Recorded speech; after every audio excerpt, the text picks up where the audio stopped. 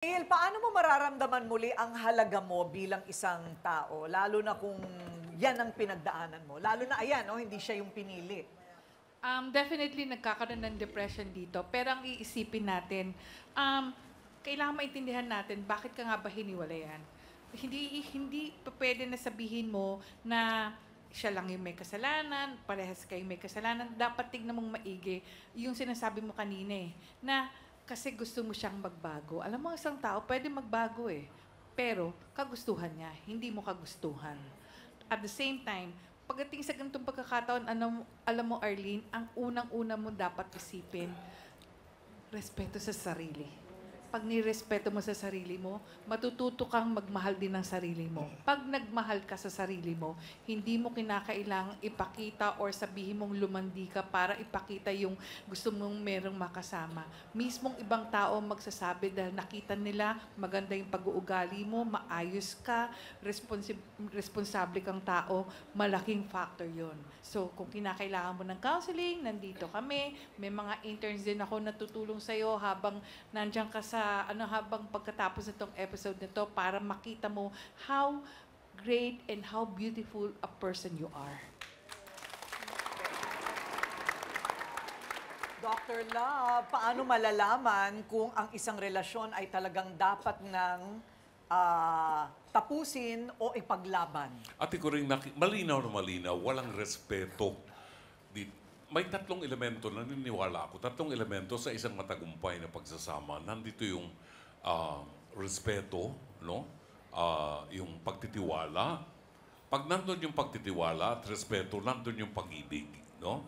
Pero sa relasyon, I'm sorry to say this, ni Arlene at saka ni Dave, I'm sorry, pero palagay ko walang pagmamahal na nangyari na namagitan sa inyong dalawa for 30 years. Obviously, si Dave ay manggagamit. User, si Dave. Yun ang nakikita ko dito. Nakasisiguro ko bang mabibigyan ka ng anak ni Sexy? Di ba? I mean, let's just be practical. Ang mahalaga dito, Arlene, ibalik natin yung respeto sa sarili natin. Kung ayaw na sa'yo, walang nawala sa'yo. Walang nawala sa pagkatao mo. Huwag kang maghanap ng magmamahal sa'yo. Darating ang magmamahal sa iyo. In the meantime, i-focus mo ang sarili mo na mabuo muli ang respeto sa iyong pagkatao. Kay Mina, napun ako kay Mina kanina, parang sinisisi niya ang sarili niya. Nakasalanan din niya na pinakilala niya itong ahas. No? Doon sa kanyang kapatid. Hindi mo kasalanan yan, Mina. Sila ang nagdesisyon yan. Kaya, ipagpasalamat mo na lang, nakita mo ng tunay na kulay nila. Kay Dave, ang tingin ko lamang talaga init lang ng laman yan. Maligo ka lang ng tubig na maraming yelo, lahat ng matigas sa katawan mo lalambot. Oo. Tawag ng laman yan, maniwala ka. Baka... Ay, akala ko kailangan pakuluan para lumambot. Pressure mo yelo lang. kailangan. Yelo lang, Ate Corinne. Very effective yan. Oo. Yelo lang, na malamig. Maraming salamat, Ate Corinne. Ayan, thank you, Dr. Love. So, Atty. Lorna, ano naman ang iyong payong legal sa lahat ng mga babae na dumarana sa ganyan? Kasal man o hindi kasal? Yung paulit-ulit na pala na may ibang relasyon yung lalaki, pero hihintayin pa talaga nila na tumanda sila. May mga iba naghihiwalay, 75 na, naghihiwalay pa. Kasi matagal na palang nagtitiis. Ano ang iyong payong legal? Sa batas, nung unang panahon, kasi mahirap ngayon ang mga nagpa-file ng kaso matagal ang kaso. Pero nung unang panahon, ang tawag doon an eye for an eye, a tooth for a tooth. Yung nagnanakaw, pinuputulan ng kamay. Yung nangangaliwa, pinuputulan ng ari. Ay! Ang Di ba? sakit!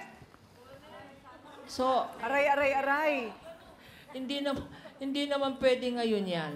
Pero symbolically, ganong katindi ang whether kasal o hindi, dapat respetuhin natin. Meron pa ring value ang tinatawag na loyalty sa partner.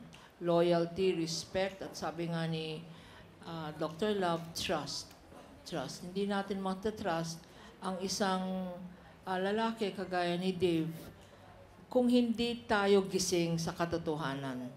Alam mo naman, Arlene, na meron na siyang 10 minahal na iba o naging karelasyon ng iba. Dapat bago mag number 2, number 3, iniwanan mo na yan. Sana pagkatapos ng show na to, wag na kayo magbalikan kasi baka mag-kiss and make up na kayo. Sayang naman ang advice ng trio tagapayo sa iyo. Ayan. Oh. Ang dami mong kakampi ha, Arlene.